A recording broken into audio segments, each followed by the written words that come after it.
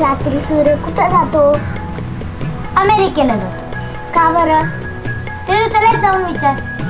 चल ना खेळायला. नाही, मला अभ्यास करायचा. आज सुट्टी आहे, पण मला तरी पण अभ्यास करायचा.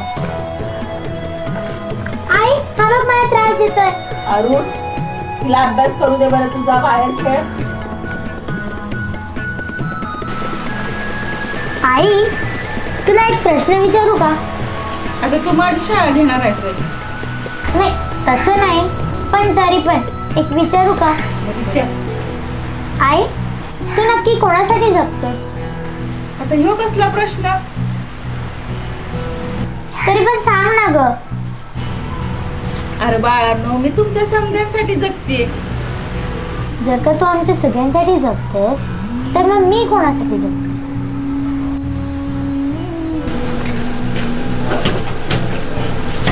ते आला तुझा बा. विचार. या अरुणला कशाला पावसात खेळायला सोडलंय बाहेर? भिजतोय पावसात. बा, तुला एक प्रश्न विचारू का? कसला प्रश्न बाई? थांब की, बसू तर दे मला आधी.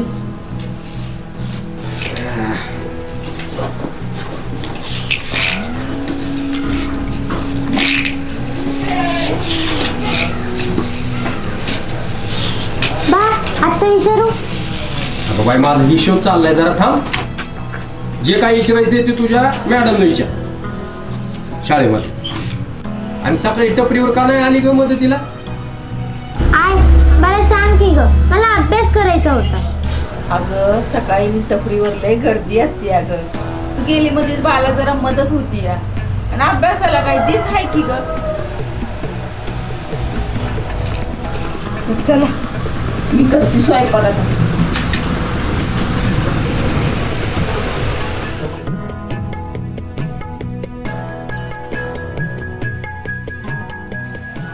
चला मुलांनो, मराठीचं पुस्तक काढा.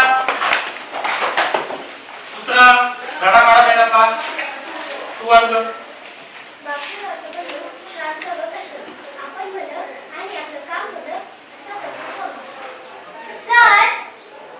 काय झालं सुद्धा? सर, तुम्हाला मी एक प्रश्न विचारू का? विचार. सर, मला सांगा, तुम्ही नक्की कोणासाठी जगतात? असा काय प्रश्न? सर, कारण या पुस्तकामध्ये स्वामी विवेकानंदांनी हे लिहिलंय की जो दुसऱ्यांसाठी जगतो तोच खरा जगतो. म्हणून मी असा प्रश्न केला. माझं काही चुकलं का सर? छे छे, तुझं काहीच चुकत नाही. जा बस. मी तुम्हाला एक गोष्ट सांगू. भगतसिंग, सुखदेव, राजगुरू या महापुरुषांनी काय केले? सुधा, तू सांग. सर, ते देशभक्त होते. त्यांनी आपल्या स्वातंत्र्यासाठी त्यांच्या प्राणाचे बलिदान दिले. बरोबर. याचा अर्थ असा की ते स्वतःसाठी नाही तर आपल्या देशासाठी जगले. त्यांनी केलेले कार्य अजून पण आपल्या मनात जिवंत आहे. बरोबर ऐकलं आहे? चला, मी हाजरी घेतो. Mukta Barve. Yes sir. Rani. Yes sir. Jani Lohar. Jani Lohar. याच पण आले नाही का शाळेत? सुधा, उद्या तू त्या जान्हवीच्या वडिलांना माझा निरोप दे. सरांनी शाळेत बोलवले म्हणून. हो सर.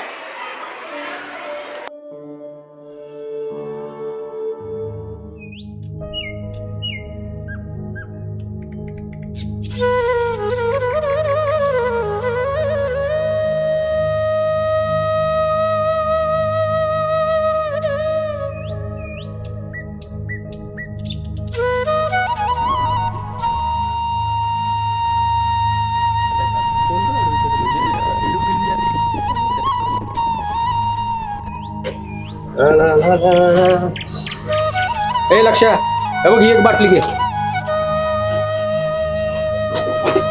आणि काय रे, जेव्हा मी बघतोय तेव्हा ही तुझी पोरगी तुझ्या बरोबरच असते. अरे काय शाळा बिळा शिकते का नाही? भाऊ भाऊ काय करू, ती रोज म्हणते मला मला शाळेत जायचंय, मला शाळेत जायचंय. पण पण म्हणजे काका तुम्हाला शाळेमध्ये पण मी काय करू? तिच्याकडे शाळेत जायला कपडे नाही शाळेत, आणि मी इथे तिथे झाडू मारून पोटाचा खर्च कसा तरी काढते. पोटाची भाकर निघते कशी? कुठून आणू मी तिला कर्ज? तिला शाळेत पाठव, नाही तर तुझ्यावानी अवस्था होईल तिची. ठीक आहे, कळलं ना? चल जा.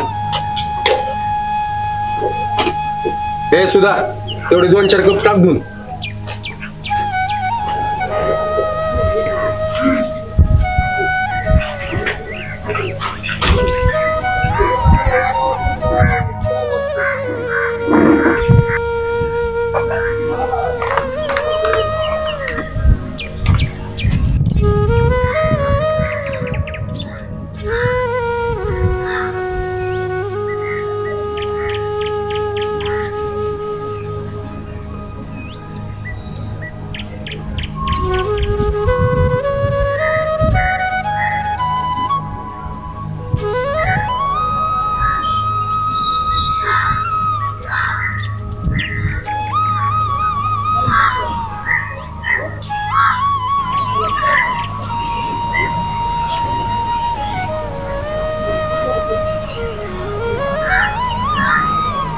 सुद्धा काय विचार करतेस?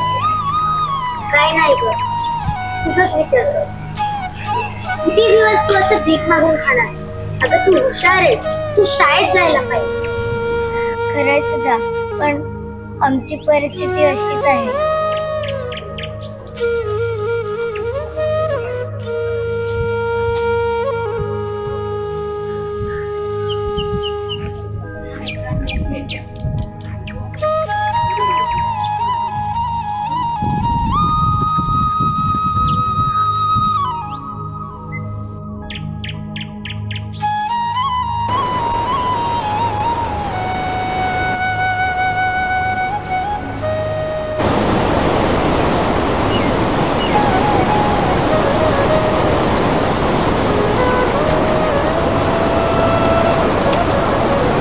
अरे सुधा, काय करते तिकडं?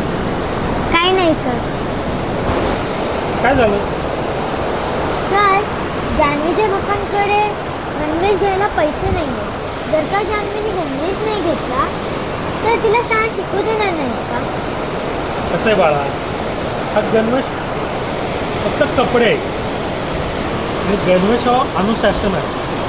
त्या गणवेशला जात पात धर्म असं काहीच नसतं. हे सर्व सरकारने केलेले, आपल्या हातात काहीच नाही. पण सर, जसं प्लंबर एक्सपर्ट असेल तरी पण तो आपल्या डोळ्यातलं पाणी थांबवू शकत नाही. ते पण बरोबर आहे. मग जान्हवी शाळा कशी शिकणार? पण तिच्या पप्पांकडे पैसे नाही आहे. गणवेश तर आपल्या शाळेचा नियम आहे, एक शिस्त आहे. सर्व मुलं छान दिसतात गणवेशमध्ये. ते सरकारने नियम केलेला आहे, आपल्या हातात तर काहीच नाही आहे. सर, या निसर्गासारखं का? हो, या निसर्गासारखंच आहे. या निसर्गाला पण जात पात धर्म असं काही नाही.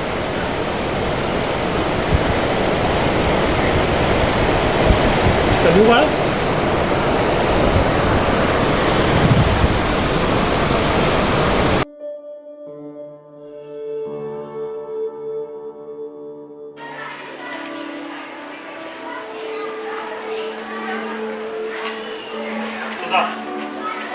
आपल्या शाळेची उद्या सहल आहे.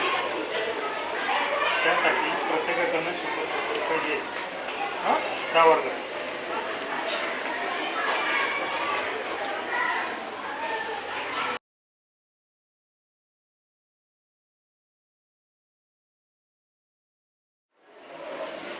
अरे वा, झाले का पैसे गोळा? सहलीसाठी 100 रुपये. सर, सुधाने माझ्याकडून 120 रुपये घेतले सहलीसाठी. काय 120? सुधा, मी तर तुला 100 रुपये सांगितले होते, तू तर 120 घेतले. काय केलं 20 रुपयाचं? सुधा, मी तुला विचारतोय काय केलं 20 रुपयाचं? सर तिने खाल्ले असतील आमचे 20 रुपये. नाही सर, सुद्धा तशी नाहीये. हो सर, सुद्धा तशी नाहीये. मी तुला काय सांगितलं होतं? प्रत्येकाकडनं 100 रुपये घ्यायचे.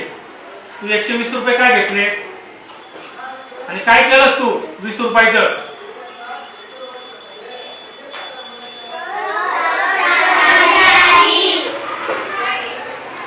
ये जाणून बस. सुधा, तू चांगलं काम केलं, पण तू खोटं बोलून केलं. खोटं बोलणं हे चुकीचं आहे आणि खोटं बोलून यांना तू सर्वांना फसवलं. सर मला माफ करा. तुम्हाला हवी ती शिक्षा द्या मला. पण जान्हवी हुशार आहे. तिला शाळा शिकायची होती. फक्त तिच्या गरीब परिस्थितीमुळे तिला गणवेश घेता आला नाही, म्हणून ती शाळा नाही शिकू शकली. हो, पण तू खोटं बोललीस ना. सर जर का मी खरं बोलले असते तर ह्यांनी मला पैसे दिले नसते, म्हणून मी खोटं बोलली. आणि खोटं जर का चांगल्या कामासाठी बोललं जायचं तर त्याला आपण खोटं बोलू शकत नाही. ठीक आहे, बस. तू मला एक प्रश्न केला होता, सर तुम्ही कुणासाठी जगता? तसंच तू जान्हवीसाठी जगतेस. ठीक आहे, चला अभ्यास करा.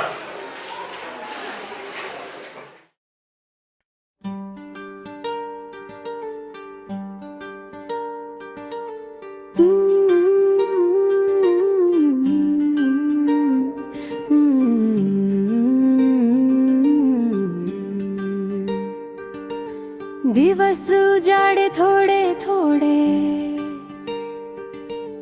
मनी झुळझुळ त्याला आता गोडे. पावलांना वाट नवी सांगते,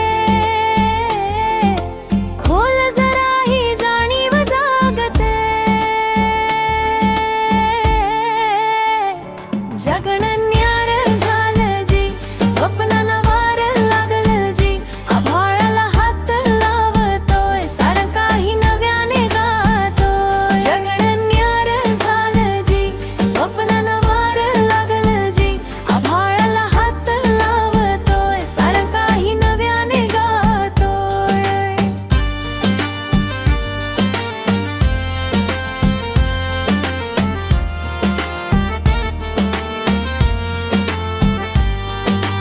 ओढ क्षणांची न थांबते, चांदण रात्रीला साक्ष देते. थेंब गळाले पानावरून, वेगळं काही मनावरून. जगणं न्यार झालं जी, स्वप्नांना वार लागलं जी. आभाळाला हात लावतोय, सारं काही नव्याने गातोय. जगणं न्यार झालं जी, स्वप्नांना वार लागलं जी. आभाळाला हात लावतोय, सारं काही नव्याने गातोय.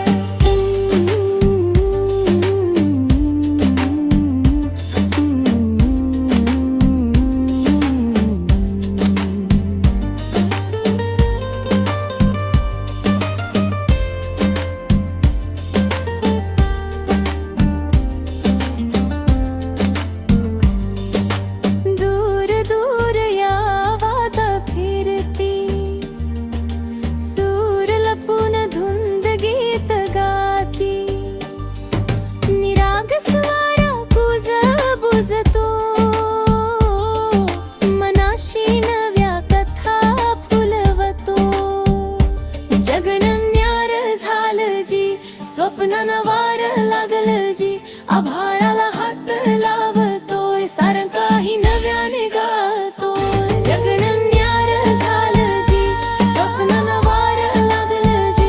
आभाळाला हात लावतोय, सारं काही नव्याने गातोय.